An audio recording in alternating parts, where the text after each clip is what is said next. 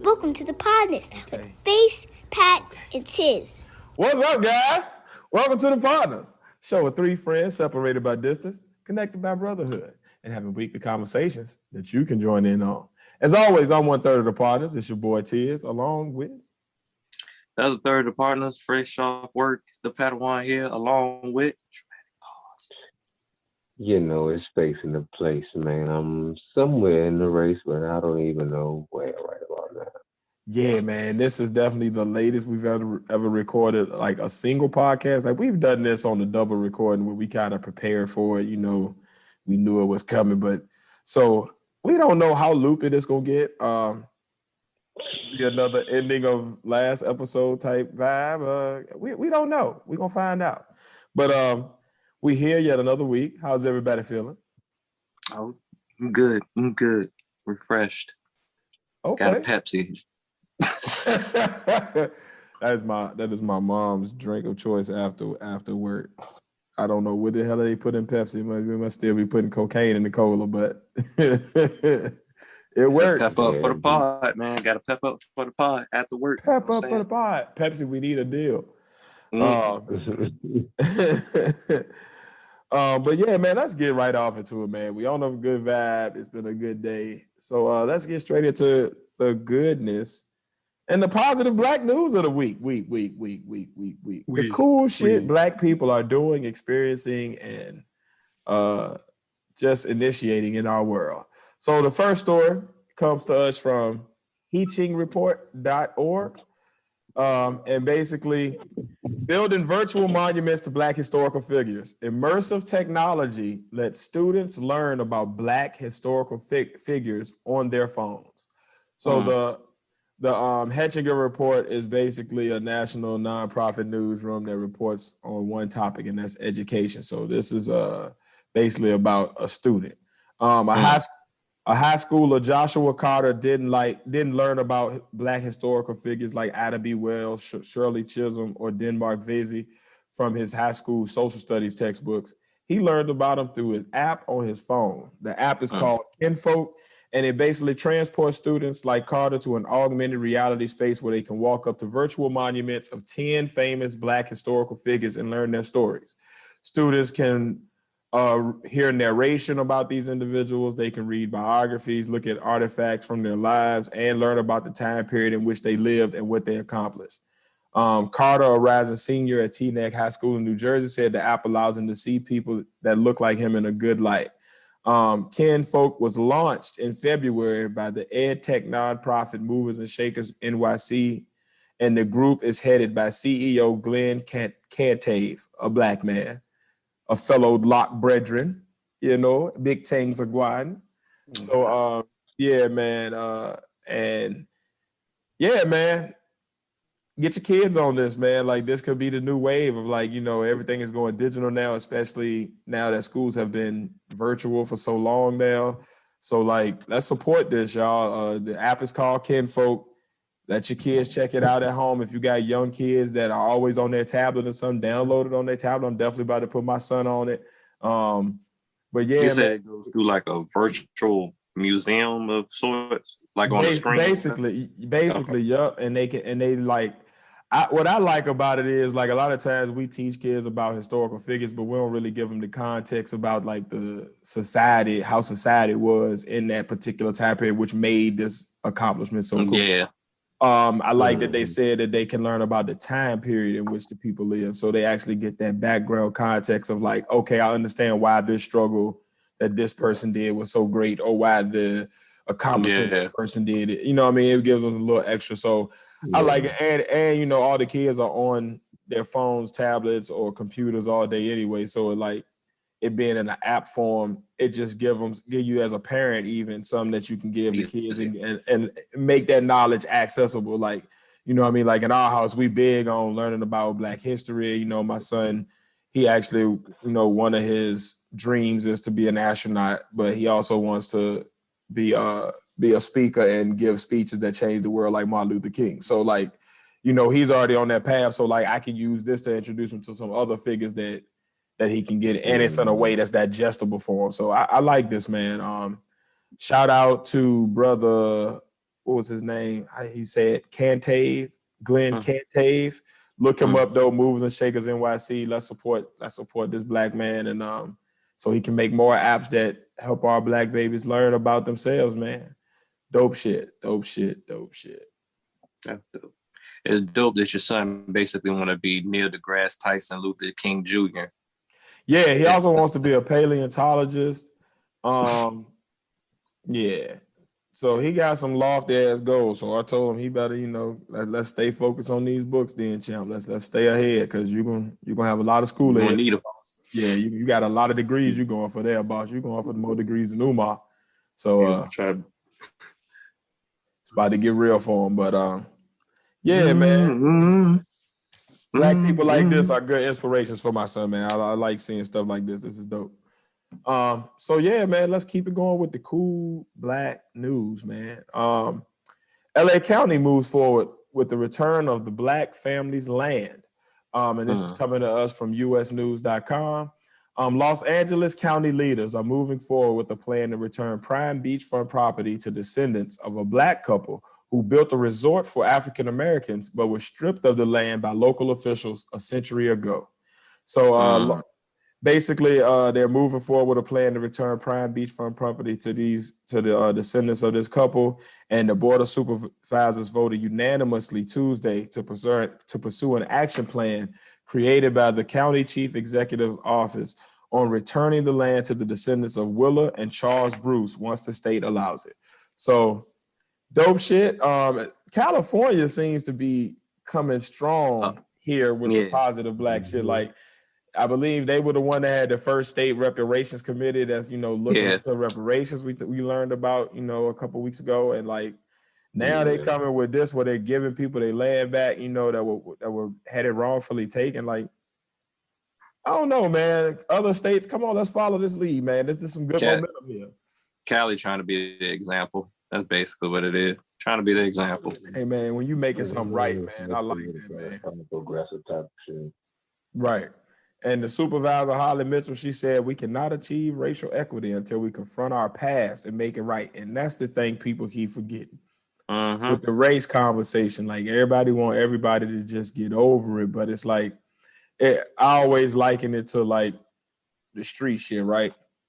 Say I either rob you, I punch you, I stab you, I shoot at you, I hold your cousin for ransom. I do something to harm you, right? But then I ask you to get over it and I want to hang with you every day and I still want to be cool and I want you to act like ain't nothing ever happened. You ain't about to hang with me every day after that. Like nope. I gotta to even come close to that, to being able to be in the same room with me, I gotta first do something to as an act of goodwill because I've caused you nothing but pain so far. So I gotta come with something that shows you like I'm serious about this. I'm really trying to make amends and give you something or do something or extend some type of offer to you that allows you to get whatever justice you feel is good enough for you to make amends and we can move forward. But I gotta come to you with that. I can't, just don't worry about it.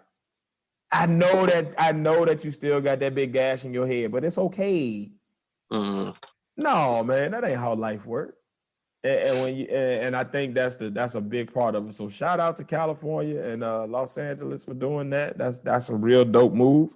And I hope that we keep with this type of positive momentum toward just restoring people and doing what's right, man. Giving people justice. Yeah, man. All right. Story number 3 in the cool black news. And this is coming to us from the NewYorkTimes.com. Eric Adams' win is a watershed moment for black leaders in New York. Black candidates are poised to occupy some of New York's top elected offices, including those of mayor, public advocate, and 2 of the city's 5 district attorneys.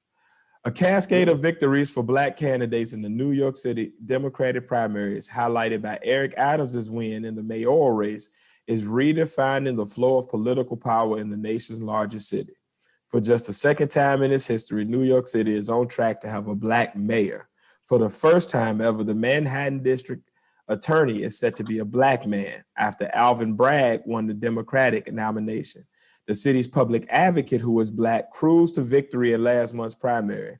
As many as 3 of the 5 city borough presidents may be people of color, and the city council is poised to be notably diverse. So people in New York, my Black and brown and my allies in New York, get out to them polls, vote, vote, vote. You know they trying to make it harder, so make sure you study the laws in your area in New York and make sure that you do everything that you need to do to get your vote in by all legal means so we can get this diversity push, man. Like the more representative these leadership positions are of the actual fabric of America, the better we gonna be. The easier it's gonna be to like actually come to compromises, because you're gonna have more representation of everybody instead of it being one group leading all of these other people. So dope move, New York. Get out there and vote. New York City, get out there and vote in your local elections, please. But yeah, man, dope shit coming. Dope, big things are going. Oh God, Jesus, big lungs are blown. You are what the fuck? You good, bro? Yes, the lungs. About to have bad Black news as we lose a partner. Hey man, leave it alone, man. When they're doing you like that, it's winning. It's one. You lose, nigga. Round 2. Shit. But yeah, man, that was the third in the cool Black news. So number 4, Instagram is making it easier to discover Black-owned businesses with a new feature. So we got a company helping entrepreneurs. The Instagram community is coming together in support of Black-owned businesses, and now those entrepreneurs are finding creative ways to be discovered through the app.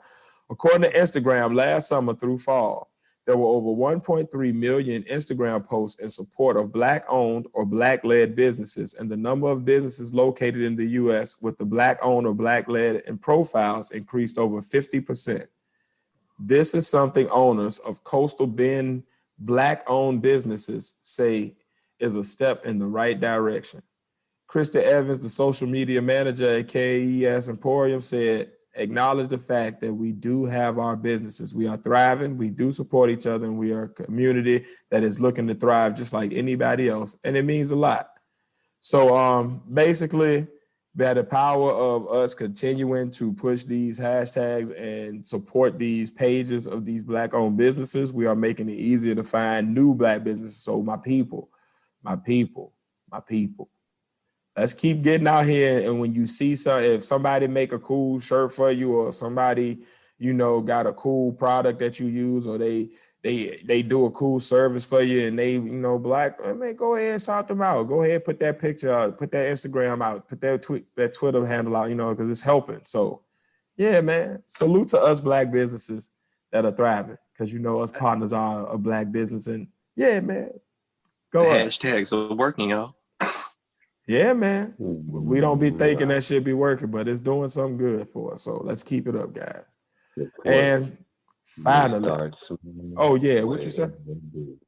What? The support may start small, but it can always end up big, man. That's big facts. Plant that seed. Big facts. And speaking of seeds, let's see what happens when they grow. So Black playwrights are taking Broadway by storm this year, as 7 new Black plays are scheduled for this year's play season or whatever. All eyes are on Black playwrights, who are the center of attention on Broadway, as 7 new Black plays are scheduled throughout the remainder of this year.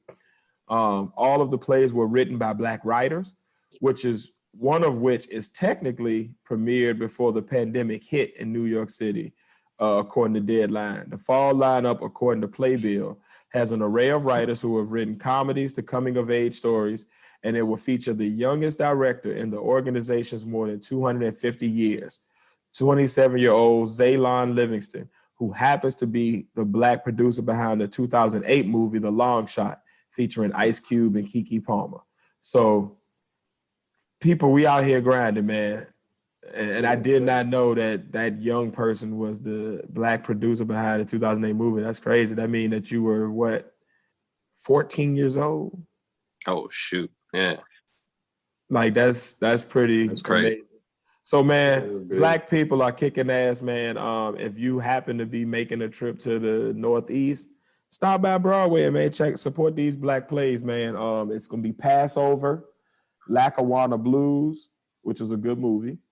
Great one. Was it Chicken and Biscuits, Thoughts of a Colored Man, Trouble in Mind, Clyde's, and the Skeleton Crew. So go support these black plays, all written by black writers, so you're getting a black perspective on whatever it is. And yeah, man, let's support us, man.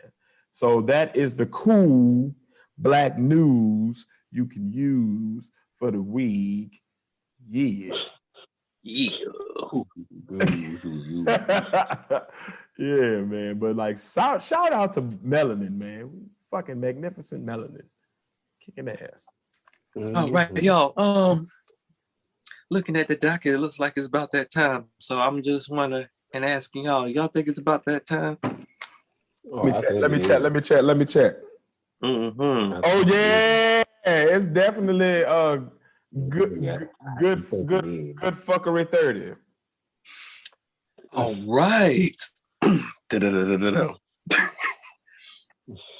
Episode 35, good and fuckery for this week. Yeah. Yo, your rage faces are your rage faces are so dope.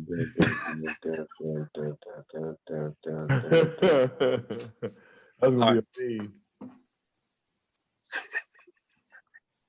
Look like the action scene right before you pick when you picking your character for the fighting game. You just stand there in the stands on this side, and that face is in the background.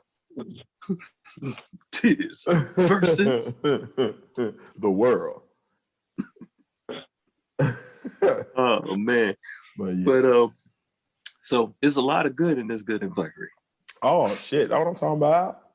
Yeah, we keep the good going, baby. Let's get it. Good vibes going. So we're gonna start off in my hometown of Portsmouth, where this sixth grader spent nearly a week. Let's call it Portsmouth. Oh, matter of fact, let's get right into it since you brought it up. All right, it's if you want a scene, like say you're in the 757 and you don't want to seem like you're a tourist or whatever, even though it's a melting pot and people still tell you that. If you want to see like you've been here for a while, it's not Portsmouth. It's Portsmouth. It's Portsmouth. Suffolk. It's not Suffolk. Norfolk. It's not Suffolk. Suffolk. No, Suffolk. So I almost sound like suffocation, but don't. Yeah, Suffolk. Yeah. It's not Norfolk. It's Norfolk. It's not even. At least down here. Norfolk. Now I know in New England, if it's New England or whatever, they might call it something. It might be Norfolk, but if you're in the Sussex in Wales in Great Britain or whatever, Sussex, it might be Suffolk, Norfolk. Them bangers and mash. But here in the southeast of Virginia, in the 757 area, Suffolk, Norfolk, Portsmouth. Hey man, what the hell is bangers and mash, man? I said what? Yeah, I got excuse me. Y'all know when I get sleepy, man, I get stupid, man. What the hell is bangers and mash, man? Bangers and mash? Yeah, man, it's this British shit. They be like, you eat bangers and mash. I gotta look this up. We're gonna have to Google. We'll have to Google that, man. Oh shit! It's sausage and mashed potatoes. Bangers and mash. Hell no. Sausage. Why the hell they call it sausage or banger? That's wild shit. Them British people. I don't know, man. They different. I'm never gonna call a food of mine a banger. That's crazy. Too many of them. Not a food shaped like that has to go in my mouth. No, Yeah, it ain't about to be called no banger, bro. God bless everybody, man, but I can't do it. I don't even want to call it a sausage. That's what it is. Oh shit! I'm sorry, that ain't got nothing to do with your topic. My bad. But it's hilarious. So yeah. Hey guys, I'm gonna tell y'all out there, Pod Squad world, man. It's pushing midnight, so y'all gotta bless us this evening. I don't know what's gonna happen. I told y'all it's gonna get dicey. And I had to tap one before I came in because I just got off work. Tap in. So, back to my hometown of Portsmouth or whatever. We got a sixth grader spent a week in North Carolina college campus after accepting a summer STEM program. Jerome Griffin Jr. from Douglas Park Elementary School, which is cool because that's like the elementary school my little brother and sister went to. Oh, that's fine. Was joined by students across the country to participate in the National Youth Leadership Forum Explore STEM program. And if you're not familiar with STEM programs, that's like the programs I learn more about computers and mathematics. Science, tech, engineering, and math. Sometimes they call it STEAM if they put art in there. Okay. So, yep, saw that. You know, when you got a kid, them two terms always in your face. Yeah.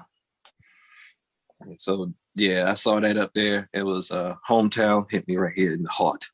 Indeed, man. Shout out, VA. So we're bringing that up.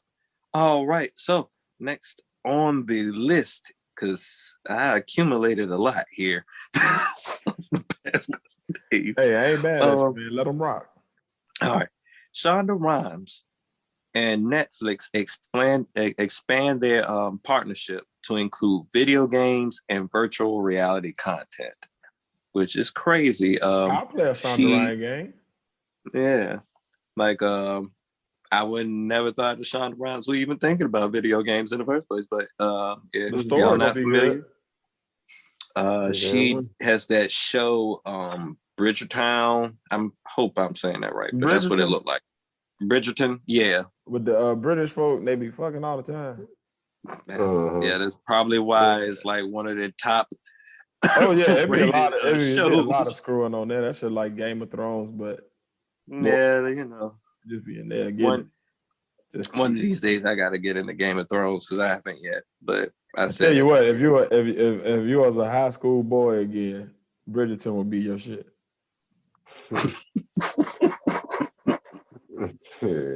I totally understand where you're coming from. Like back in the day, it would have been on like HBO Uncut, you know, right after Real Sex. Shock video. She pulled that out her what? Yo. Now she's a cartoon? I don't mean no harm, man, but if you grew up in the 90s, man, HBO and Cinemax after 11 o'clock had some weird shit.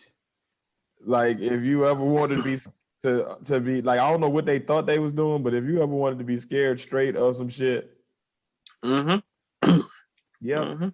Yep. HBO and Cinemax in the mid to late 90s. Whew, it was a wild west of cable, boy. Yeah. Scramble porn? They were wild. Scramble porn. Yes, the Spice Channel.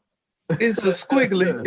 It looked like a wrinkled version of my shirt with different colors. And everybody had that one cousin's house that had the little box on the cable where you can get all the channels. So you're like, oh, this is what it looks like when it's not wavy like that.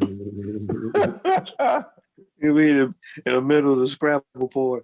I saw this movie last week. I could not figure out what was happening. Okay, now we got action. The top part be scrambled, the bottom part be scrambled, and it'd be that one little square right there where you can see something. Oh, is that a titty? That's a titty. That's exactly but you can't tell what type of nipple it is.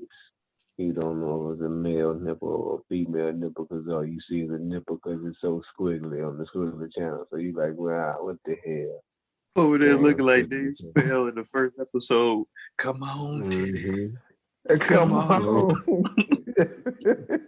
Girlfriend. Hell nah, bro.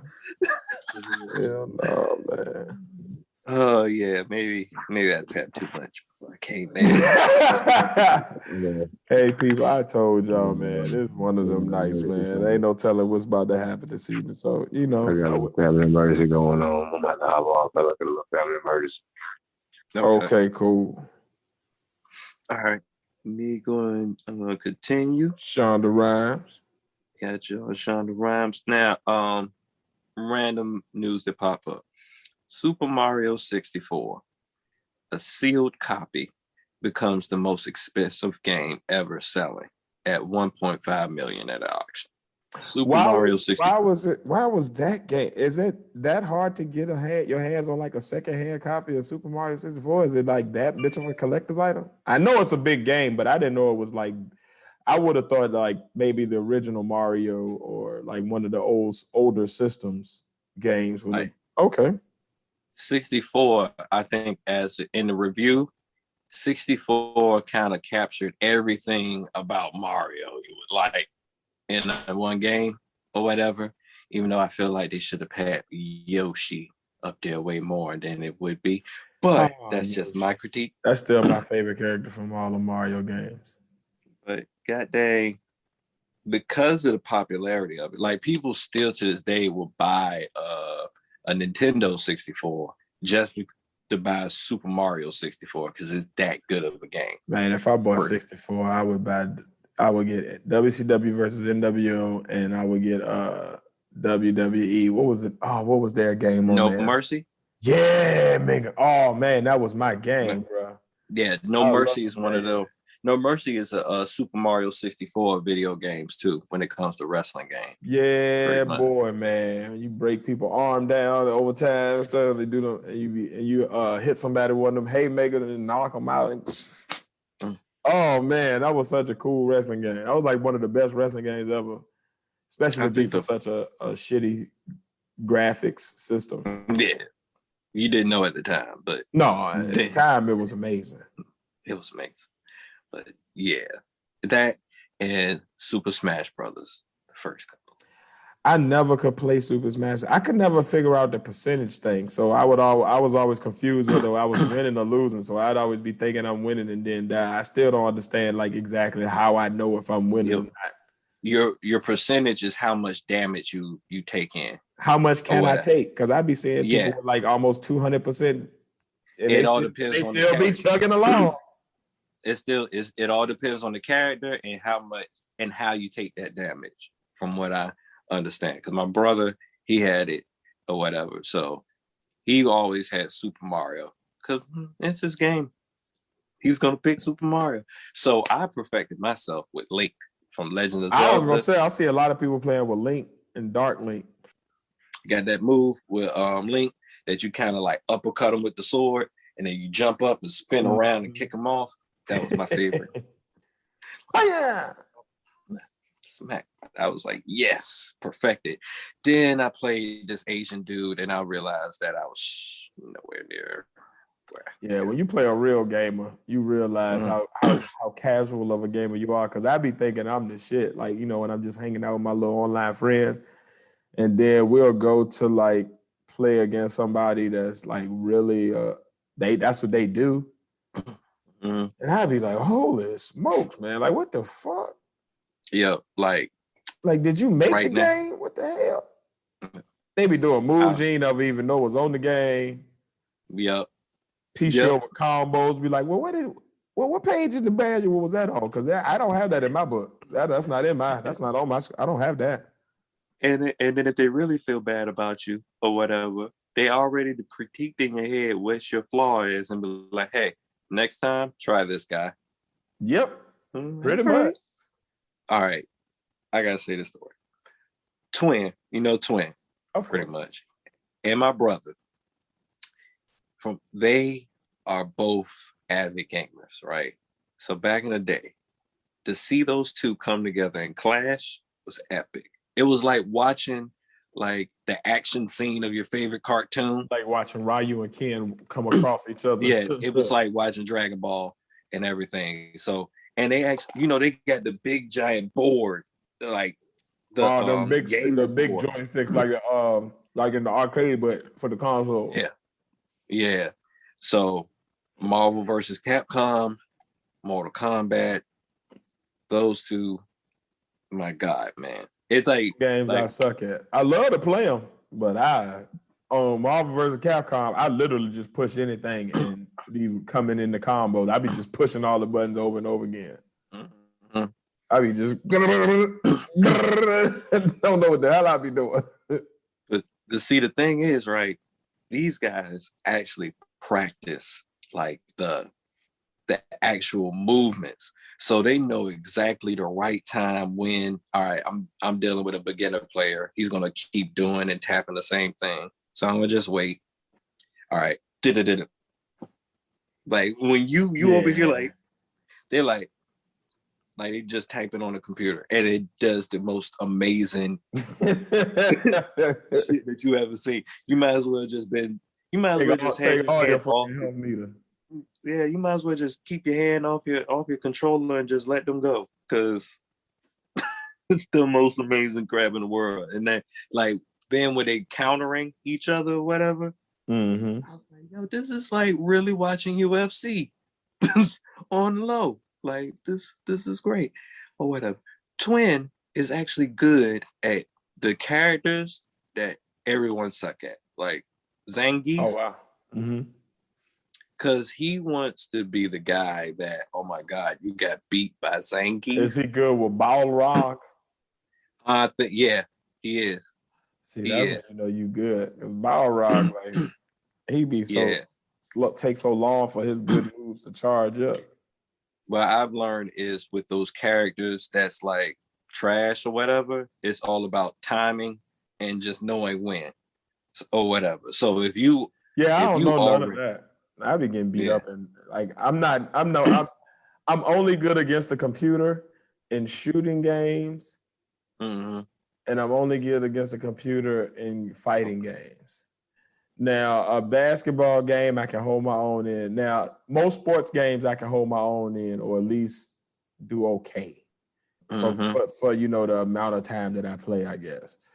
But Madden, I don't know why. If it's on a real football field, I'm fine. I'm pretty decent out there. But on that damn Madden, for some reason, I don't care what year it's been, I've never been that great at that game. Like, I've always had to turn the sliders all the way up and like weird shit like that to do anything. Like, I could barely beat the computer on that shit unless it's on, if it's not on rookie. Now, I blame this on my total nerddom, but I'm never had anybody get me interested in sports enough to even know how to do the video game anyway. All right, basketball, that's pretty simple. You just got to learn how to do the buttons and moves or whatever. But as far as football, I feel like football is a little bit more strategic or whatever. It is. Oh, so, yeah. And that's what pissed me off.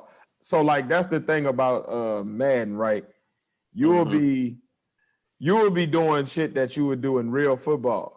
But it don't work on Madden because somebody else you'll be playing against will be doing some glitch move that only works on video games, but it's a guaranteed interception every time, or it's a guaranteed first down every time. And they'll just keep doing it over and over and over. And there's nothing you can do to stop it because it's like they done found a loophole in like the code where like, if this happens, this has to happen. So it's like a guaranteed. Oh man, it's so corny, man. Like, and when you watch people play against each other, it just be them cheesing each other to death. Like, glitch move, glitch move, glitch move, glitch move. Like, man, get the fuck out of here. I ain't got time for that.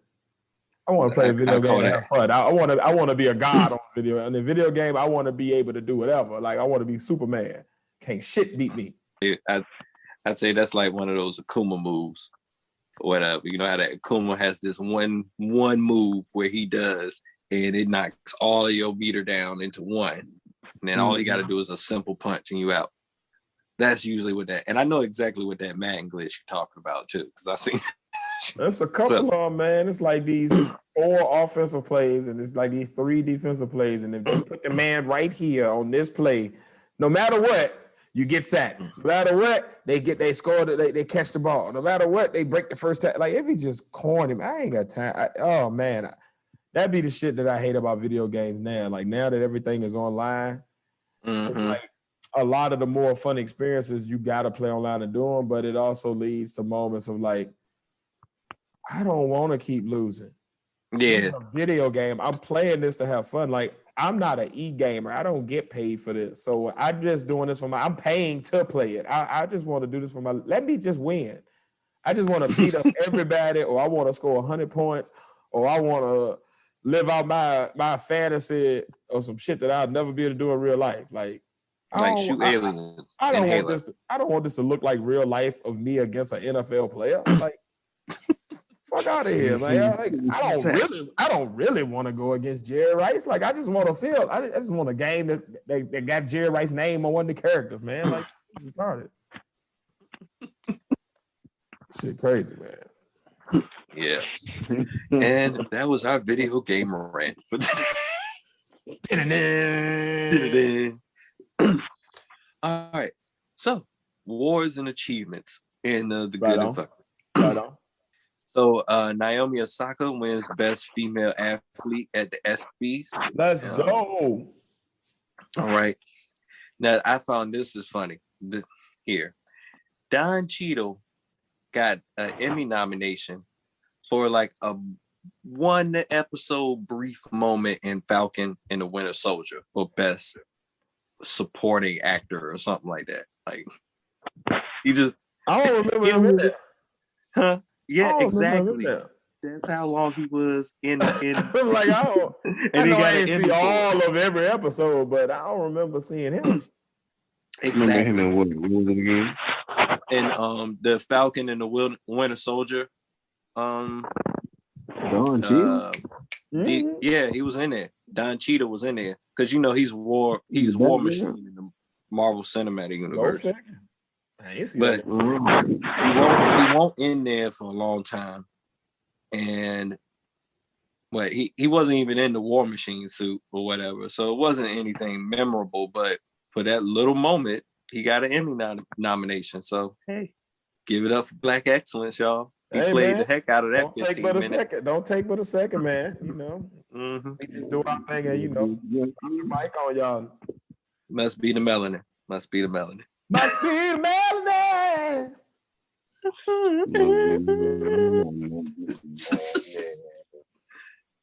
For y'all Deion Sanders fan from back in the early 90s. Must be money.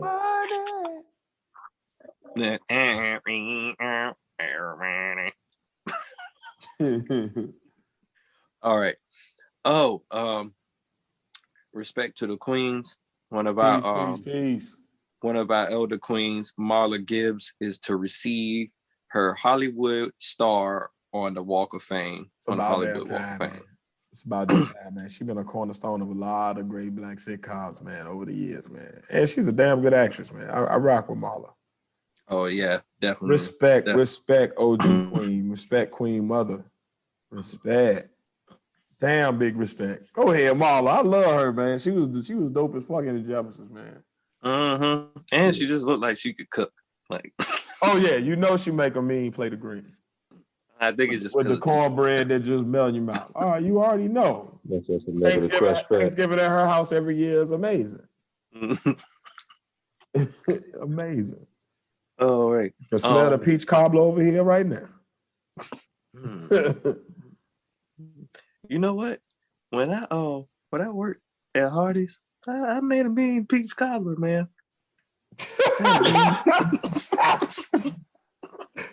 didn't even know I like peach cobbler. I made a mean peach cobbler. I did, man. People like that jump, man. I don't know if I can ever do it again, but I did it. But I made a mean peach cobbler, man. Hell no. Yeah.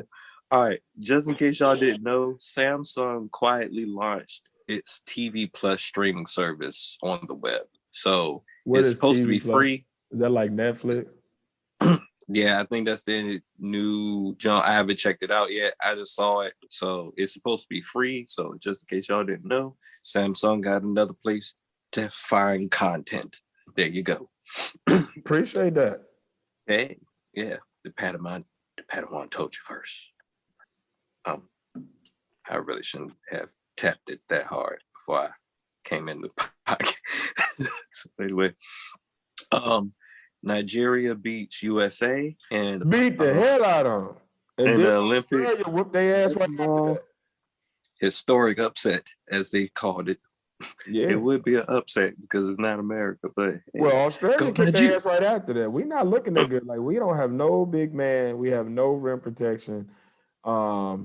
We have no answer for the European style of play. Like, we are not looking that great. We got the best talent, but you know how sometimes, like, when you're playing against teams that play team ball and we used to playing 1 or 2 man basketball, like, I don't care what you say. You can run pick and roll all day against these dudes, but at some point they gonna figure that out. We ain't got no answer when they figure that out. Like, we stop one of their plays, they just run something else. They sending us off back screens, running backdoor cuts, down flares and shit, kicking our ass, man. Our players just get ran, and then they just dump it on. Then they just find the mismatch because we so used to switching. They just find the mismatch, dump it down to the mismatch, whoever they got the size advantage on, and beat us up because we ain't got no rim protector. Damn. Our big man is Draymond Green.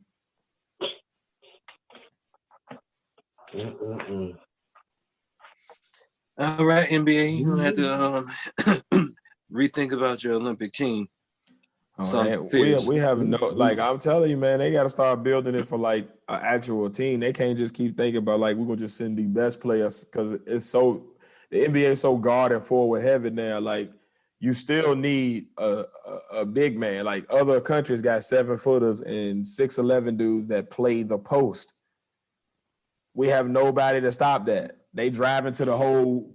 Our rim protector is Kevin Durant. Kevin Durant weigh 130 pounds soaking wet, and that's my favorite player. But I know his limitations. I know he ain't Dikembe Mutombo. He is not. Damn. Yeah, true. Where the hell's LeBron? Oh, LeBron ain't playing in no limit. LeBron, man, he got out them playoffs, and you know they was hurt, and he coming off injury and shit. So like the LeBron probably like y'all ain't paying. The Lakers trying to get healthy right now, man. And you know that Space Jam movie dropping, so you know he also gearing up for that run in the off season. So yeah, he on that, and then right, and then you know the Knicks. You got AD, that's a big man, but he hurt. We didn't. Most of the other big men in the league is from another country, so they be playing for one of them European countries to whoop our ass. And then, this is what I learned over here. If Giannis did decide to play for us instead of Greece, he could. But that nigga's still in the finals. He trying to get a ring right now. He thinking about us. And then you got a couple of players that's supposed to be joining them after the playoffs, but they guards and shit too. So it's like you still got wing players. Yeah, we ain't built for international ball, man. Oh man. Well. We did beat Argentina though. I will say that. We beat Argentina though. Don't cry for me, Argentina. Yeah, but Australia about to kick our ass again. Yeah. And got kicked by the Kangaroos. Oh yeah, Australia ain't nothing to be fucked with. I would expect so. Bunch of crocodile Dundees coming down line with the. Man, you go around punching wallabies in the face, man. Ain't nothing Damian Lillard gonna tell you. I box kangaroos. Bitch, I live in the outback. We go to sleep with the possibility of poisonous spiders coming and killing us in 2 seconds. Scorpions everywhere. Like, this ain't shit. Random animals take over our towns once a year, and we just deal with it. Is it locust season? They can just walk to Walmart like, you know, it ain't nothing, you know. Fuck all these random infestation of crabs that we can't even walk. It's okay. Just another Tuesday. What you mean? This happens every year. This is the crab season. Just another, just another two. You goddamn wombats again. Nigga got a country of Steve Irwins.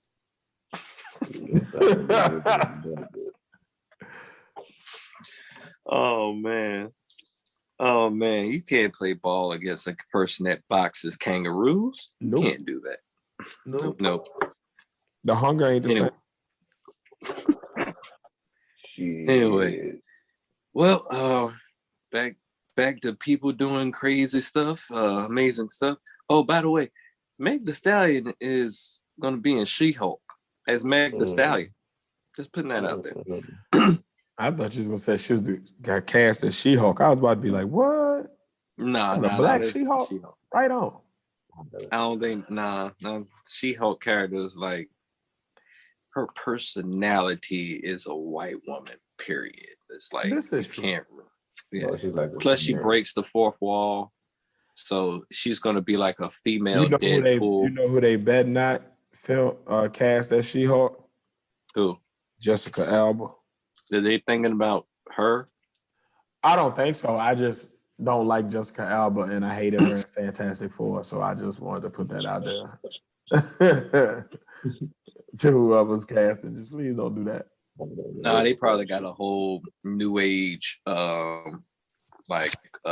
generation of new people now.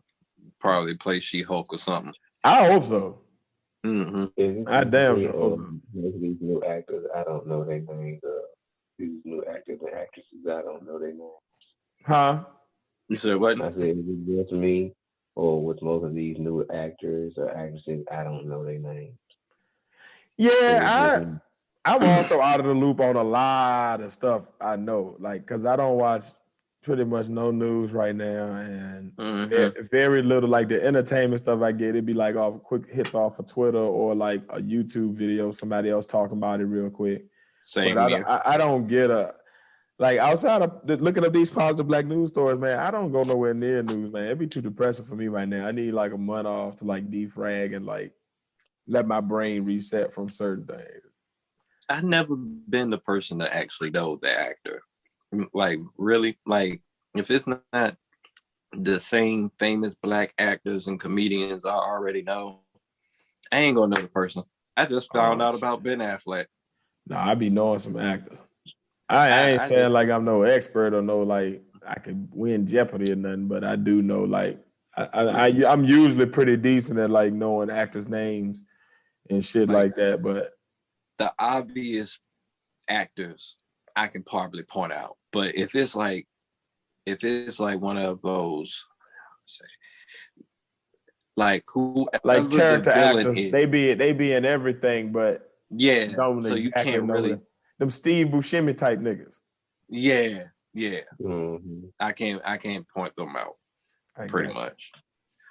So, but yeah, I think Meg will actually work out for She-Hulk because she's actually animated enough to do that. I feel like she like female Busta Rhymes animated enough. Her knees are as strong as She-Hulk's. Yep, and plus, shout out to Megan. Walnut behind her knees. I'm beginning to make this a habit of like shouting out to Megan's knees. Like every podcast, you like her knees a lot. I can tell. Yeah, it's weird, but but anyway, somebody said you got a knee fetish on the last live that too. Was Twin.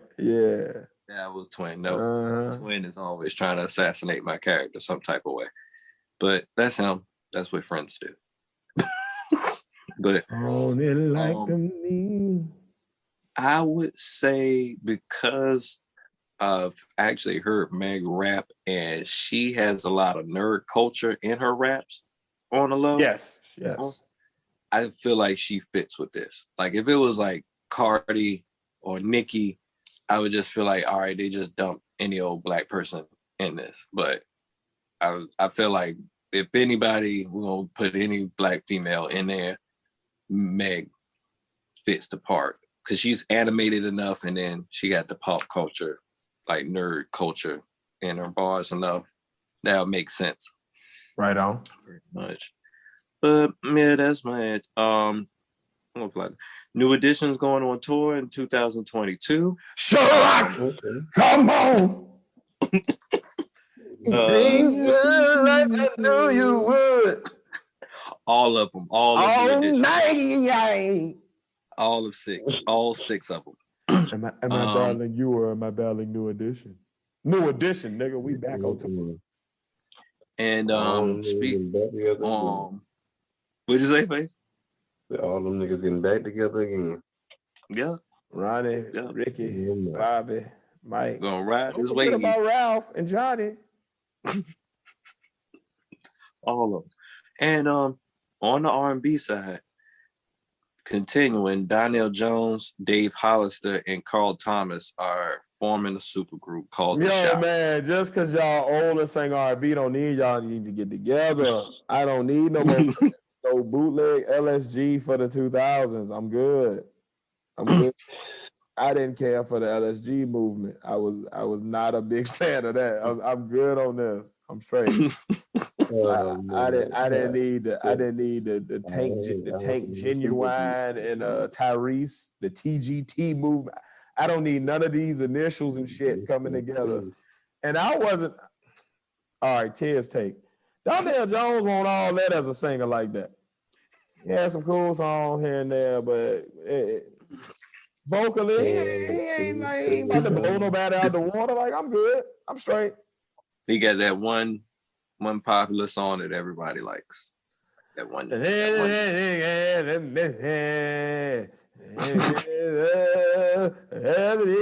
Depressed ass. Get the fuck out of here, man. Get the fuck out of here. I'm good. And I'm done with my tears take. All right. Anyway. And another thing, no. You know, niggas just come in just mad again for no reason. They ain't got, tell you something else. And I don't like his shoes. No, stop. So this Friday, July 16th, Pop Smoke is coming out with a new album. So if y'all are a fan of Pop Smoke, it's coming out with a new album on the 16th. I got 2021 50. He got a whole 98 bunch of features in there. Steven Victor, his manager, released like some graphic to let everybody know. But yeah, like only about 2 days away, they just released, hey, we popping out an album, Pop Smoke, Post-Human. I can never say that word. Is it posthumous? Posthumous? Posthumous. Hippopotamus? Peter Piper. Hippopotamusly. Socrates' philosophies and hypotheses came to find out how I be dropping these mockeries. To form armed robbery. Oh my God! I don't know why, but that is one of the best starts to a verse ever, man. That y'all go so hard. I don't care what anybody say. It's that verse is like one of the. It should be put down as one of the greatest verses in rap history. Just cause. At least one of the most like one of the ones that like a lot of people know. Like you can start that. You can start just that first part, and everybody like almost anywhere you go, somebody in the crowd gonna finish it for you. Yeah. Anybody, somebody, grandma, a baby. I don't know. Hey, baby, stop selling weed, okay? Nigga, I got kids to feed. Shout out to Chappelle. Oh, that was so classic. Hey, baby. Baby. Hey, baby. Sprinkle some crack on them. Let's get out of here. Oh, shit. I snuck in the club, nigga. Just tap on the ass and I'll be right out. Oh, Dave Chappelle was insane, man. Very much so. Very much so. Speaking of insane, in a good way, maybe. Insane and I'm insane. Oh, insane. No brain. I think I'm it's like that. Crazy. Space tourism is up Richard Branson of the billionaire founder of Virgin Galactic went on his first space vacation, I guess you So where do spaceport. you go? He got some. Where is it's right here? It's Like, where you stopping at? Like, what resort is up there? You going to the ISS? Like, what the hell? you just going out there to see, hey, the Earth is actually. And then you come back home. So how long are you up there? Let's see. I don't really tell you what, because this is like the first like flight for them. Yeah, what you ain't gonna do is charge me $4,000 for you to take me straight up to the edge. I see some stars, and then I come right back down. We ain't Then you about gotta to, go we to ain't about to Mexico do to no. get We ain't there. about to do no hour trip. Yeah, and then you gotta go to New Mexico. Las Cruces. If I hear space tourism, that means I need to be able to get out and shop. I need to go be able to, see the different districts. I need to go to the space beach. I need to see all. I need to do all that shit I would do as a tourist somewhere else. God damn it, you gonna show me some sights? Damn it. Hey, I've been trying to go on swing me space past beach Jupiter, show me forever. some moves real quick. God damn it. Let me. What's over there in Saturn's rings, man? Let me see them shits up close. Like, I mean, you gonna show me something. What we ain't about to do is go up to the edge of Earth's atmosphere, and then you bring me back home. What the fuck I come up here for? Man, I know what the night sky look like. I want to see the shits. Take me at least to the moon. Let me see Neil Look at the Armstrong night real quick. Let me see the lunar Mars on the shit. at night Right. for free. Fuck out of here. You ain't about to bamboozle me, Richard Branson. Hell The no. planetarium is free. You heard me. Shit, they got them old 3D viewfinders that'll let you see some stars. I ain't gonna lie. If I was a billionaire and I had nothing else better to do, I would probably spend Yeah, if I got my money, like, but what you ain't about to do is charge rather folk no $4,000 and not actually give a tour. Like, if you're gonna do that, don't call it space tourism. Just say like you can have, like a quick space experience or something. But space tourism, that means we're up there long enough to see some things. You're gonna give us a tour. Like, even when you go on a tour in California, they take you around and they show you different sites. So this is where Marilyn Monroe was living at, and this is where Humphrey Bogart fell. Like, you see some shit. Don't take me up there and I just look around real quick out the window and then we coming on back down. Like, no, you can fly me around since we up here. Take me in the low Earth orbit. And you see right there. Let me see some space trash. That right there, that's where the simulation is, right behind the moon. Yeah.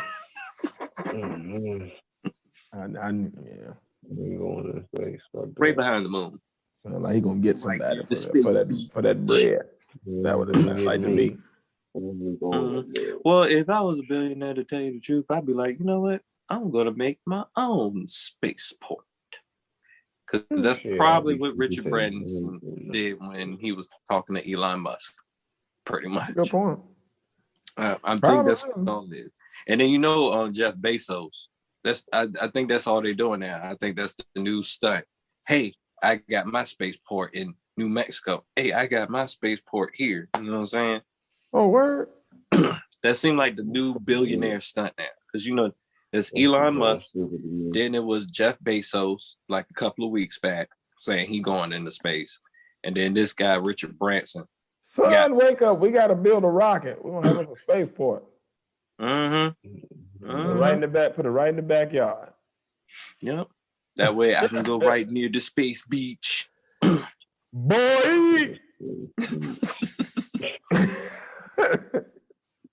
I want to talk to Samson. Fly me to the moon like that bitch Alice Crafton. Because it's hard being black and gifted. Sometimes I just want to throw it all down there and get lifted. I just went in the backyard of it. Doctor said I need a backyard of me. That is my movie right there. Shut up, bitch. Shit. Yes, Cuban B. That was my part. Oh man, when I tell you that's one of my top 3 favorite movies of all time, yo.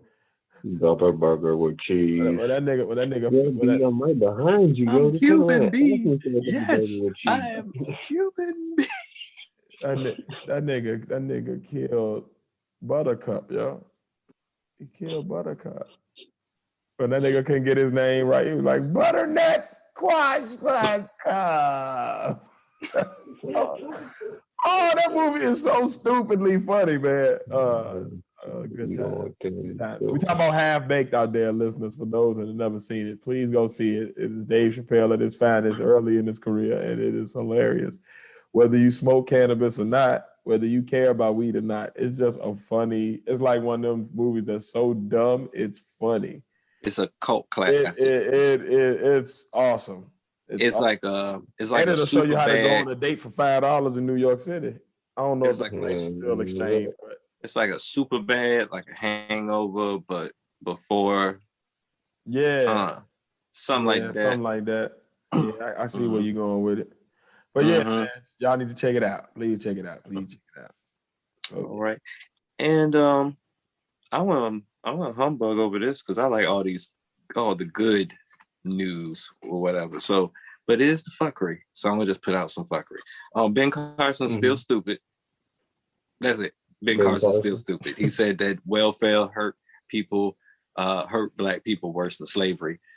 That's it. We don't even really need to discuss any more than that. We've been known that Bill Carson is the most smartest, stupid person we've known in the world because he's a brain surgeon with no brain, which I find genetically and on an evolutionary scale amazing. So, hey, for somebody that has no brain at all, or at least don't have their own brain, to be a brain surgeon. I mean, he ain't gonna work on my brain anytime soon. I'll just kill me. I'll just die. I don't want him nothing. I come not back. Not pull the plug instead of take me to bed. Nah.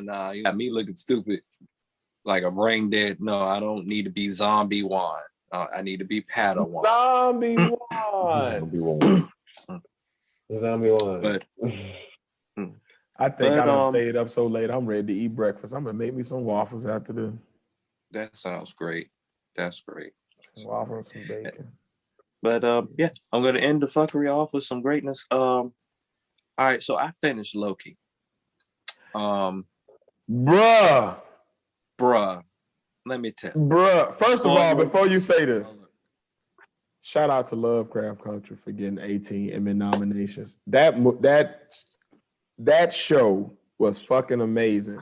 I'm sad they canceled it, but shout out to them for still being recognized for how great they were. Somebody else picked them up. That show is fucking amazing. Somebody else. I don't care. Somebody else. I need that. I hope it's Hulu or Peacock. Something like that. I think I'll have to look that up. Yeah, but I saw that somebody else picked them up. Shout out to them. Oh, whatever. Go ahead, bro. But Marvel is so great at finding these characters I would never care about and making them worth looking at. Because Loki is considered one of those characters, villain-wise and everything, that I never cared about reading comic books. I just thought it was a goofy character. But the writing on this show is so awesome. And in the movies, that I mean, even in the movies, I really didn't care too much about the character. I just feel like, all right, the guy that played him did an excellent job playing. But as far as the character and his main position in the Marvel universe in general, I was like, all right, whatever. He's not that big of a deal or whatever. This show played on the simple fact that he's not that big of a deal and made me actually enjoy looking at a character I would never even care about. Like, that's excellent freaking right. Yeah. And Kang is coming, man. Kang the Conqueror is coming. That guy, man. He played K-A-N-G is coming. K-A-N-G is coming. So we have for the first time. No, I can't say that because Simon Phoenix was one hell of a black villain or whatever. He who remains. Simon Phoenix, Demolition Man. That was why can't I think of that man's name that he played Wesley Blade? Snipes. Wesley Snipes. Thank you. He played the heck out of that role. But to put it in Flame Storms, we got a black supervillain now. He wasn't originally black in the comic books, but we have a black man playing one of the most powerful supervillains. And the way they're bigging him up, he's more of a problem than Thanos. Mm-hmm. Yeah. Mm-hmm. Like he's way more problem than Thanos. Then I can't even talk. That's how crazy this is. Yeah, we ain't gotta worry about no snap with this. Everything will go. He get his way. Yeah, and if he don't get his way, somebody else that's him gonna get his way. So that's the trick. So I'm like, now I have to ask you, Tiz, are you slowly getting that? All right, what's about to happen next with Marvel again yet? Nope. No, not yet. Right. I ain't watched one series straight through yet. Straight through. Oh. So like I know what's happened in each series. And I've seen certain chunks of episodes, but I have not seen one straight series all the way through yet. And I still have not seen Spider-Man Far From Home. I still haven't seen Black Widow. So it's like, I know what's happened in these things, but until I actually see them for myself and like actually had a time to like really, like what made Marvel movies an investment for me is what I used to, like I would watch it straight through all the way to the screen was just straight black. You know what I mean? Yeah. I haven't had that experience with anything with Marvel yet. And a lot of it, right. And a lot of it too is the first Avengers group, a lot of them were characters I was already a fan of Iron Man. Invested in. Hulk is my favorite superhero. Him and Wolverine, like they 1A and 1B. So like when the MCU kicked off with him, I was already like, I love this.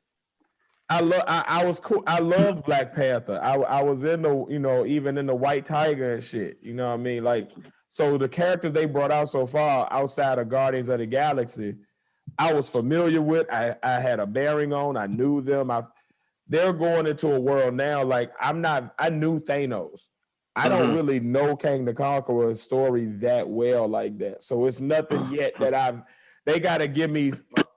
When Black Panther 3 come out, I think that's going to be when it hit me. Because then I'm going to have that link to something that I love, that I already know to pull me back in. And I think that's what I'm missing. Well, I explain why I'm getting that rumbling of excitement here. Because the whole merger of Fox and into Disney, the whole thing is like, all right, how we're going to get the Fantastic Four in, how we're going to get the X-Men in, and it doesn't just sound like y'all just made up some mess. Like how we're going to smoothly put this in the universe and it makes sense, right? Loki, when you look at it, is an explanation on how they can make that happen with everything that's been going on. Because now we got this timeline that's splintering into different universes or whatever. And who's to say one of them universes is the universe where the Fox X-Men were in? Or, you know what I'm saying? So now it's like we're in a point, because if you, like in the new Spider-Man, they're planning on having the first Spider-Man, Tobey Maguire in there, and that second one. So they're going to have like a real life Spider-Verse type thing? Yeah, which makes sense, because now they're in this, after the events of Loki, everything's gone crazy.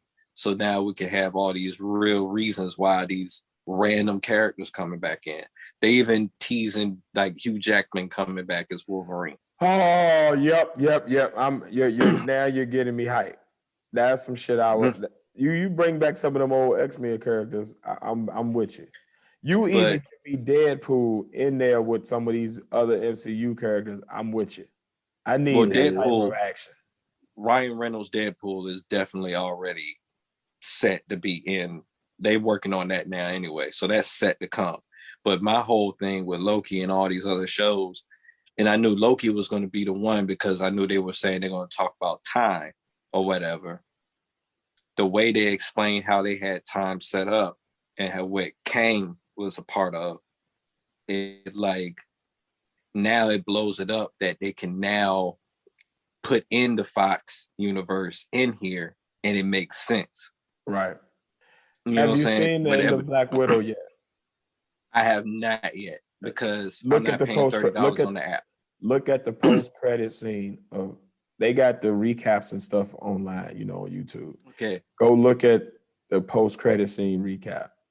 It's gonna be some nuggets in there for you that you're gonna really appreciate because of your level of like understanding of the world. You gonna rock with it. Yeah. But and it'll give you another bit as to where they might be going with these characters in the overall like major arc behind some of these movies. Mm-hmm. But the main thing when is Guardians 4? I'm sorry. Well, we got to get the Guardians. Guardians 3. Yeah, when is Guardians 3? I'm sorry. They probably finishing whatever he had to finish with Suicide Squad and getting that out the way, and then he can go right back into doing Guardians or whatever. I'm ready. Or whatever. So that's coming, and I know Thor is going to be in that. And I think the Guardians might end up being in the new Thor also, the way the storyline going. But yeah, I really want to see. I really want to see Homeboy as Kang. Like he was being the sarcastic. He was nice amazing in Lovecraft Country, and I had never really paid him no mind before that movie. Like I know he was in stuff before that, but the first time I paid him any mind was in that movie. But I mean, in that show, and I ride with old boy. He all right with me. Just to be that. I just feel like they gave him. Oh, you giving him a universal power and putting him in the movie? Oh, this is gonna be crazy. Yeah, this is. I like the way he played that character too. He Who Still Remains or whatever. Like I like the way he played it in kind of like a quirky, like eccentric way. Mm-hmm. But if you catch, he said that there's different versions of him, and that's just the version we have. Yep. So at the end, when you see the statue, you see the version that's coming. And I like it because when you look at Kang the Conqueror in the comic book and you look at his costume, you're like, man, ain't no way no guy dressed up like this is going to scare me or whatever. Right. But the way they put it up in the statue and then had his face up, like it actually looks formidable, yeah. Yeah. It's like, oh, this is fearsome. Yeah. Oh, man. And it's a scientist. It's not no God person. Right. This is just a scientist with technology that a God is having a problem against. A God and another version of himself is having a problem against. So, yeah. But that's my nerd rant for Loki. And I'm gonna just end it off with, hey, who y'all got with Dipset versus the Locks on this Triller, this Triller versus that he just popped out. These verses is coming. Dipset.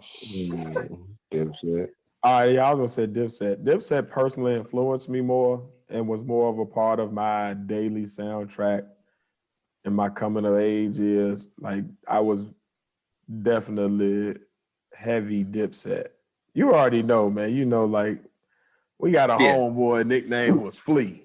You know what I mean? Like we like Dipset was that's what it was. You know what I mean? So yeah, I'm definitely down. I'm definitely rocking with Dipset. And Locks got a lot of rapidy rap songs, but hits. I'm going with Dipset all day. I think they're going to ride on Jadakiss' side a little bit more when it comes to the hits and probably the older classics, whatever. But ain't nobody in the Locks got a bowling. No, not one of them. No. And that's the problem. Ain't none of them got that. Ain't none of them got an old boy. Ain't none of them got a, hey, ma, what's up? They don't have those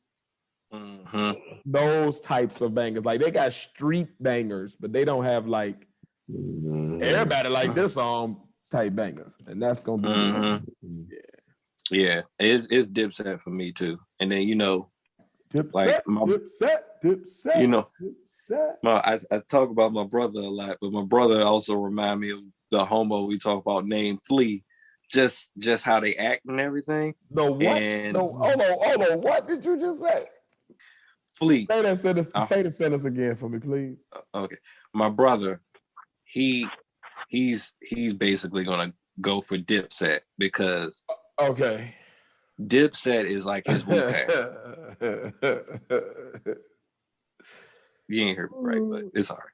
Yeah. I was like, what? I didn't either. I thought I heard you say something else. Yeah, I was like, hey, I can't. I think they might flag us for that. I'm gonna have to. No, I don't think we can say that like that. No, I ain't say. I don't even know what the hell I just. Man, I'm gonna have to look at the recording. How the hell did I say this? But anyway, yeah, it's Dipset on this side.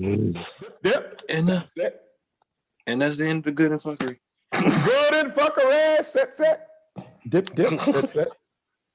Now, with the end of the good and fuckery comes my little part of the show this week. Now, I don't have no list. I don't got a deep topic. I just come with a question, man. Who do y'all think is the best comedian right now? I ain't talking about them old times. I ain't talking about them old school. I'm talking about people who are currently active right now, doing stand-up or doing comedical, or excuse me, so comedical is not a word, or doing funny movies or comedies or just stand-up. Who do y'all think is the best or funniest comedian right now? So I'm going to say, I got a few. I'm trying to. All right, so top comedian right now to me, it would be a toss-up between Tony Baker and Carlos Miller. Like they're like 1A and 1B as far as right now today, super active, all of that. Not like the legends that come back out of they hole every couple of years. You know, I'm talking about like the people that's like doing it on the regular. After them, I would say next would be what's the kid name? K-Dub. Nigga got a fucking hash brown joke there. Nigga. So I definitely like K-Dub's work. Right now. Out right now. They do it right now. Ooh. Is Lil Rel active? Is he still touring? I think he's still doing stuff. I know he ain't got his show no more. I would put him in there as far as movies and all that shit, for sure. And maybe a couple movies doing the funny parts. He was in Fatherhood. Yeah. He was funny in Fatherhood. Oh, yeah. But yeah, so definitely Lil Rel. And that might be it right now. As far as straight comedians, as far as like that just had me dying. I'm trying to think. Oh, I got you. Comedian CP. Okay. What's your pick? All right. So as far as the comedians I look at, I can't really say who's ruling the game right now because it seems like it's the same top people that I actually notice or whatever that like doing movies and stuff like that or whatever. But I will tell you a couple of like comedians that I've been like listening to from time to time that have me weak from all the time. But I want to say Dave Chappelle because then I feel like a traitor if I don't say Dave Chappelle to Dave Chappelle because anytime he comes out with anything that pops out, I get some kind of laugh. Even when I'm going into it and I'm not even trying to get a laugh, like that weird thing where he was just like, hey, he was ranting about, hey, they got my show, they ain't paying me, don't look at this shit. You know what I'm saying? Who else I would look? Bill Burr. Bill Burr is hilarious to me. Yo, when that nigga be talking about the when he went to the flea market and he started punching the cupcakes shit. Hey, if Pod Squad, if you want a laugh that will have you literally like crying, like tears pouring, you laugh so hard. Go to the Bill Burr cupcake at the flea market joke. When he talking about him and his girlfriend, he do this girlfriend voice. But why don't you just? Oh my God, man! Yo, anytime you do any person's voice, it's hilarious. That nigga is funny, bro. Have you watched this podcast or listened to this podcast, the Thursday morning, Monday morning podcast? I didn't even know he had a podcast. He got two of them. He got it's like the Monday morning podcast and it's like the Thursday afternoon podcast or something like that. Something like that, but I know when he hosted Saturday Night Live one time, and when he shamed white women, women, he was like, "Look at you! How did you hijack? How you hijack Black Lives Matter?" He was saying all that like, how did you do that? You hijack feminism. You're making these people, oh, woe is you. It's like when he gets in that oh, woe is you moment. Bill Burr, he is Bill Burr. I don't know. He is the king of comedic rants. Mm-hmm. Like when he get on one, like the only person, like he's up there with like Lewis Black and like them type of when they come to just like when he get mad about stuff, like that is the funniest of funny shit ever. Like just let them go. Yeah, that's real. Lewis Black is definitely one that had me. Oh, that's another nigga that's funny too. Speaking of Lewis, is Lewis Belt out of the Bay Area. Yeah. Young kid, man, shit funny as fuck. No, it's one other person. And then if it ain't Bill Burr, man, I'd be looking at old Patrice O'Neal comedy or whatever, because I feel like they're in like pretty much the same thing. Whatever. And I'd say Craig Smith too. Smith. I'll look him up. Ronnie Jordan. Okay. Mm-hmm. Teddy Ray. You said who? Rodney Jordan. Teddy Ray. Okay. Mm-hmm. Black Ron. Black Ron. Yes, I'm with you. Yeah, he's funny. Yeah. Let's see. I believe the name is Tamara or Takara, something like that. Yep, Takara Williams, I think it is. Yeah, Takara, she's funny as hell. Ty Davis, shout out to her too. Is Black Ron the one that be smiling hard all the time? Black Ron got a beard like mine, dark skin. I think he might got locks or something like that. Mm-hmm. And he wear glasses. Yeah. Yeah, that was the other one I was thinking about here. It's like Ron Hutchins or something. His name is just Black Ron. It's like BLAQ Ron. Something like that. So, of course, Dave Chappelle, Comedy Gold. And on the low, I'm gonna say Joe Coy. Joe who? Joe Coy. Coy. Okay. Yeah, Filipino cat. Joe Coy funny shit. Joseph, come on, Joseph. Yeah, when he do his mom. Joseph. Nice. And he looks like the villain baby from the new Boss Baby movie too. If all y'all parents out there that seen the new Boss Baby, Family Business, y'all would know exactly what I'm talking about. Joe Coy looks exactly like the villain baby. Good old Joe Coy. Joe Coy, Boss Baby. Are you looking those up right now, Pat? Yeah. What the Boss Baby, villain baby? I'm telling you, look at Joe Coy right next to it. Joe Coy funny as shit. Yes, funny looking too. Yeah. Oh, I know. Look at it. He was in Norfolk. Look at them together. You're gonna be like, oh yeah, that's definitely. They definitely got the model for that from him. Yeah, good thing. Yep. Yeah. Boss Baby Joe. I forgot he did a joke about his name. He was like he named himself that because there was a nickname he thought somebody else was calling him, and then he was like, asked him, "Why do you call yourself Joe Cole?" And that person asked him, he's like, "Cause it was like, no, that's not what I've been calling you." He's like, "What?" I don't remember. Oh man. So now he just stuck with Joe Coy Fisher. Oh, Quick blood. Who's the comedian that say Mexican got boots? Oh, Ali Sadiq. Yes. Yeah. Mexican got boots. Mexicans got boots. Hey, Mexicans got boots, man. Great story time. Every album he put in, I left to everyone. Ali Sadiq album. And one of the few celebrities to speak out and call Umar school some bullshit. Mm-hmm. Oh yeah.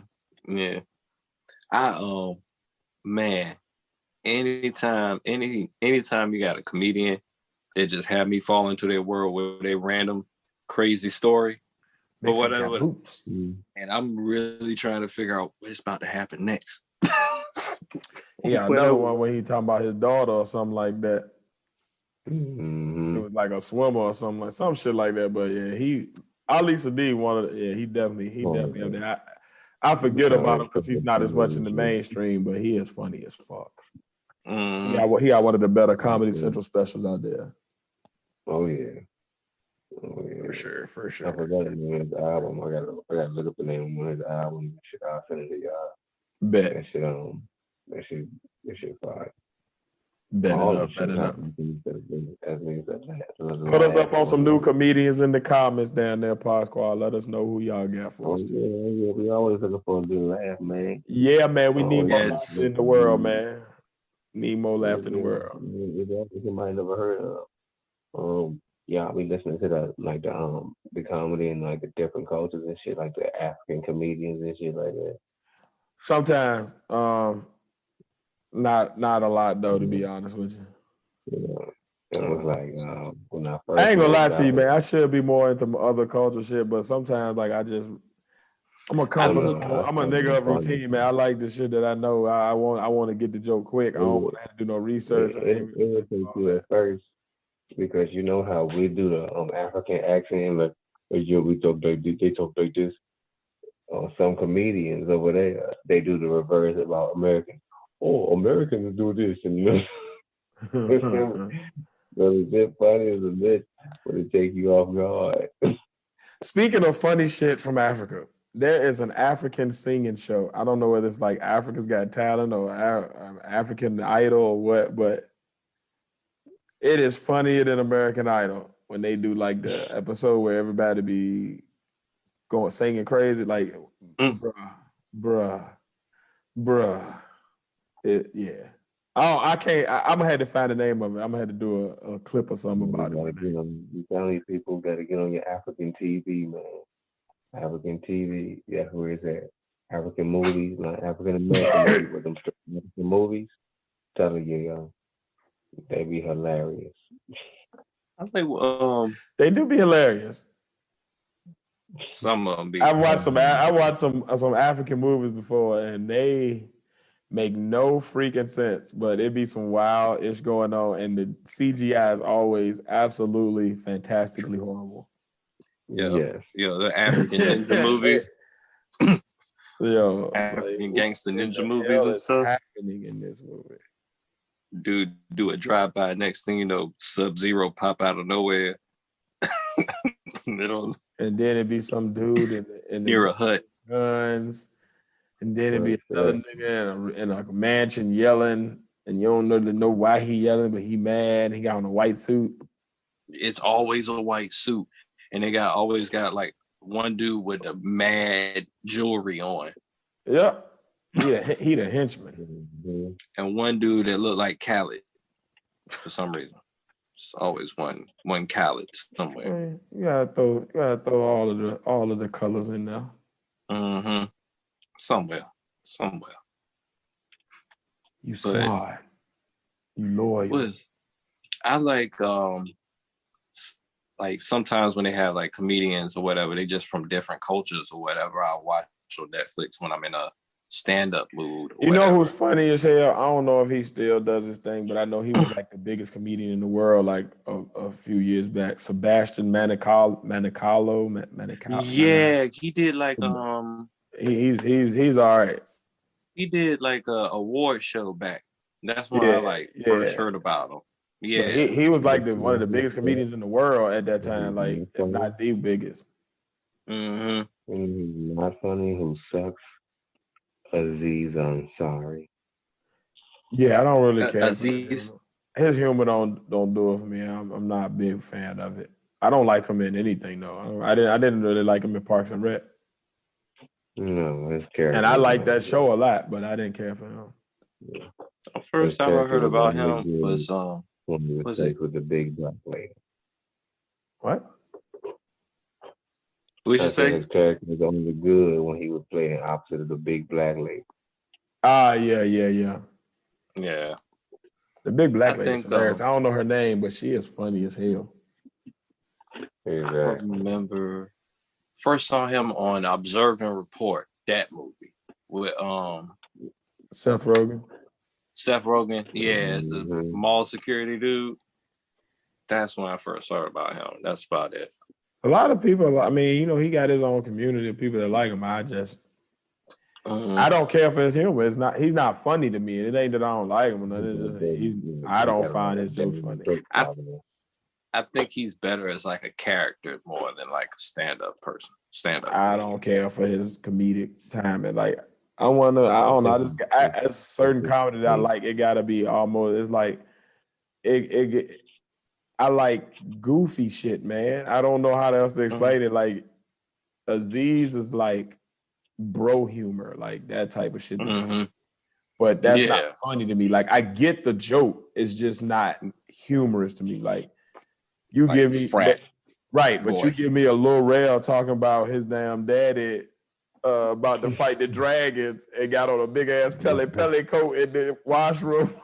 Talking about he a crack dealer there. Like that shit is funny to me because I'm visualizing this old man out there with a heavy ass Pele. This Pele heavy there. I'm selling crack there. I'm digging Melvin Jenkins. I'm gonna call the dragons. Nigga, if you don't get your old ass game. The Dragons.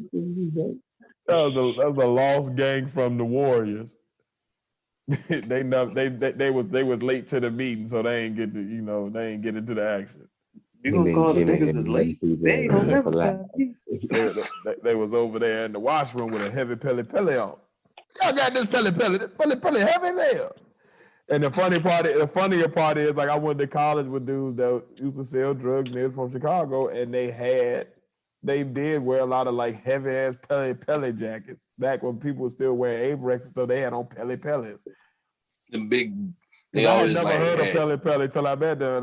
And it's just that type of humor. Big yellow, boofed up, Lil' Kim Crush on You jackets. Yeah. There's always like a yellow one. I always see one with crazy somebody either with yellow or red. You might find a light blue somewhere, but those were the main heavy as hell. I'm selling crack now. Melvin the crack dealer. Melvin and the Dragons. We ain't had Pele down here. We had triple fat goose. Oh man, I can see the old man. He called up his old pal, his old buddies, and they come rolling up in old panel vans and shit with the two small jean jackets on, with the dragon on the back. They roll up looking like what's them old hogs? Wild hogs. Yeah, wild hogs. Hell no. Get your old geriatric ass out of here, geriatric gangsters. I heard it was trouble out here. Jenkins brand a big payback. Yes, you are having trouble out here with your sugar level. Then get your old ass back out here with them heavy pellets on. The big payback. looking like looking like all the fighters in Don't Be not Don't Be a Menace. What's that movie? I'm Gonna Get You, Sucker. Oh, okay. I was like, what? I'm Gonna Get You, Sucker. Ace Slade. Goddamn Hammer and Slammer. Kung Fu Joe. The Window or the Stairs? We take the stairs. Them niggas getting beat up. Dwayne Wayne was beat the fuck up. It was a good damn movie though, man. I still feel sorry for the fish in them boots. I feel sorry for your mother. I'm glad that's why I thought you were going with that. I thought you were going, Don't Be a Menace. What movie was that from? Menace to Society, and then Don't Be a Menace. Oh yeah, that's what. Yeah. I feel sorry. What you say about my mom? Do we have a problem? Nigga, when I'm traveling, please just get out. Please just get out. That nigga shot everything and missed. But yeah, man, but we ain't gonna miss.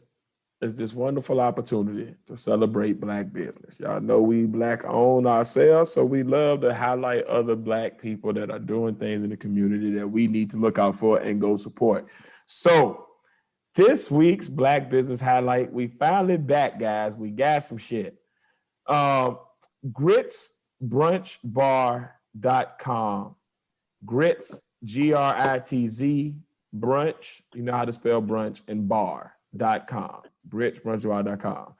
They're down here in Georgia, and they just opened up, completely Black owned. I suggest their chicken and waffles with the red velvet waffles. But when I tell you the grits are amazing, the chicken is fried to perfection, the waffles are fluffy, and like it was really amazing, man. Like we really enjoyed that meal this morning. So shout out to them. Please go support them. You can find them at gritsbrunchbar.com. Gritsbrunchbar.com. They're located at 6671 Church Street in Douglasville, Georgia, 30134. They're open Wednesday through Sunday. And if you want to give them a call to check them out or to make a reservation, it's 678-909-6956. gritsbrunchbar.com and gritsbrunchbar@gmail.com. Check them out. Dope meals and like just really good vibe. So yeah, man, that was that one. I also have Genius Pilot Academy. It is a clothing and apparel line which is run by a young man named Marquise Hill. It was founded in 2015 by him and his father, Cornell Hill, who saw so many young people with talents and gifts, but lacking the confidence to bring it to the world. Marquise Hill has gained over 170,000 followers on the social media platform TikTok and over 15,000 followers on Instagram by spreading positive, motivational messages and plans to continue inspiring young people to believe in their genius abilities and go after their dreams. So this is a young Black boy. He's been featured on TNT, on NBA on TNT, and he just makes clothing, and all of his clothing have like positive messages on them. So he got a dreamer, hard worker, visionary, innovator, risk taker shirt. You have genius ability within. Love yourself. So, you know, young people out there, old people who want to get your niece, nephew, your kid, your grandchild, some cool that also got a positive message. Support this young Black brother, geniuspilotacademy.com. And then my last Black business, this is for all my people down here in Georgia right now. You know, the kids are about to go back to school. You need your back to school supplies, and a cool way to get it is to go ahead and stop by the Metro Atlanta Back to School Book Bag Giveaway Tour, Sunday, July 18th from 2 to 5:30 p.m. at Beautiful Creations Art Gallery, 6719 East Strickland Street in Douglasville, Georgia. And that's sponsored by Amerit Group, Peach State Health Plan, Beautiful Creations Art Gallery, and 7 Event Plan. And Beautiful Creations is actually one of the businesses we've supported on our podcast before. They are a boutique and they make art. They actually have an art showcase that they do on Saturday morning. So you can go out there and actually buy Black art from Black artists, original pieces. And then they also sell, women's clothing and accessories and that type of thing. So definitely check that out. They're doing a back to school book bag giveaway. So if you need, you got kids, they need their school supplies, go ahead out there, support them. And while you're out there, get your kid, a book bag full of supplies. So get them started right for the school year coming up. So, and that's going to be at Beautiful Creations Art Gallery in Douglasville, Georgia, 6719 East Strickland Street. That's this Sunday from 2 to 5:30 p.m. So support those Black businesses for sure. And as always, y'all, support this Black business, the partners. Y'all part of the pod squad anyway. So why not support you guys and allow us to continue doing this, man? Y'all know the life struggles we be having, and y'all know that we are 3 Black men really trying to make this dream happen, man. So if you want to support financially, if you want to give a financial gift to help us, continue to improve the quality of our podcast, improve the quality of the content we can make, give us the ability to just do more. You can always do that by either sending in the Cash App at $partnertiers1, or you can go to buymeacoffee.com or patreon.com. And on buymeacoffee.com, you can donate for as little as $1. On patreon.com and buymeacoffee.com, you can sign up for memberships for as little as $5, which give you exclusive access to us via our Discord. You get unedited episodes of every podcast we release. You get the ability to do members-only events with us, like watch-alongs and game nights, fight nights, that type of thing. You get the exclusive ability to give us topics that we actually use, and you also have unlimited panel access no matter what when you are a member. So you get a few perks. You also get merch discounts too. You get special exclusive promo codes only for Pod Squad members. And you guys, y'all get big discounts off of any merch that you purchase as well. So please think about signing up for one of those. If you want to just support us, but you don't really want to do a monthly thing, you want something right now, you want to support us and get something for your money right now, go ahead and tell them how they can get something tangible from us. Face my bad. Well, as of right now, you can still go to Partners Closet. That's our apparel store. You can locate that right now for a limited time at teespring.com/stores/partners-closet-1. Once again, that's teespring.com/stores/partners, that's PODNAS-closet. I'm not going to spell that for you, -1. I'm saying temporarily because pretty soon we'll be changing the store name and going to a different platform as far as with our apparel. I know I spoke on before, but we was looking at different platforms, which one would be the best financially for us, and as far as what we could branch off from. So we've made that final decision. So pretty soon we'll be moving over and changing the link and changing the name, but all the apparel that's in our store now will still be there, and we'll just be adding more to it. So for right now, you can still locate us at teespring.com/stores/PODNAS-closet-1. Indeed, man.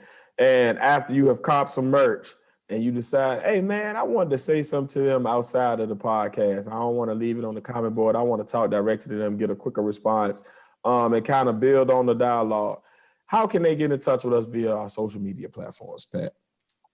Well, as you can see above Tiz's head, if you put an @ right in front of the T and just put THEPODNAS, we on TikTok, Instagram, Twitter, you know what I'm saying? And you can also put in that name and Facebook, and you'll find us there. And if you can't remember shit that we just said, and you like, how do I get to all that again? Just go to thepartners.com. That's THEPODNAS.com. Real easy. 9 letters, a dot, then 3 letters, 12 letters total, and 1 period. And you have 3 syllables. everything that you need. Thepartners.com. Go there, find everything that we do, find our podcast, find all of our streaming platform, access to that. You'll get access to our Partners Closet merch, and you'll get access to Face and Co merch. You'll get access to our live streams weekly. You didn't ask us, but and basically anytime we go live, you can also access it via the website as well. So thepartners.com, your one-stop shop for everything The Partners related. It's the Pod Squad's hangout spot, and that's what's up, guys. That's all we got for y'all this week, man. Y'all don't know what we had to do to get this recorded, but we out here and we love y'all, and we're gonna keep bringing these conversations to y'all. If y'all got topics that y'all want us to speak on coming up in the weeks coming up, or you got videos that you want us to react to for the You Didn't Ask Us But segment. It could be videos, it could be memes, it could be social media posts, whatever it is. Send them to us at either the Partners Podcast at gmail.com. That's the Partners Podcast at gmail.com. Or you can send it to us on any of those social media platforms that Pat said earlier.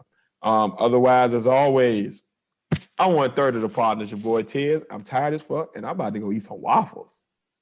I'm the other third of Partners. I just got off work, so I'm already tired. I see y'all. I'm about to roll up and sleep. A dramatic pause for the...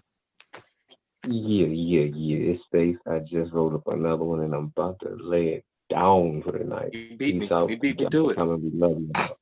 Indeed, guys, man. Episode 35, baby.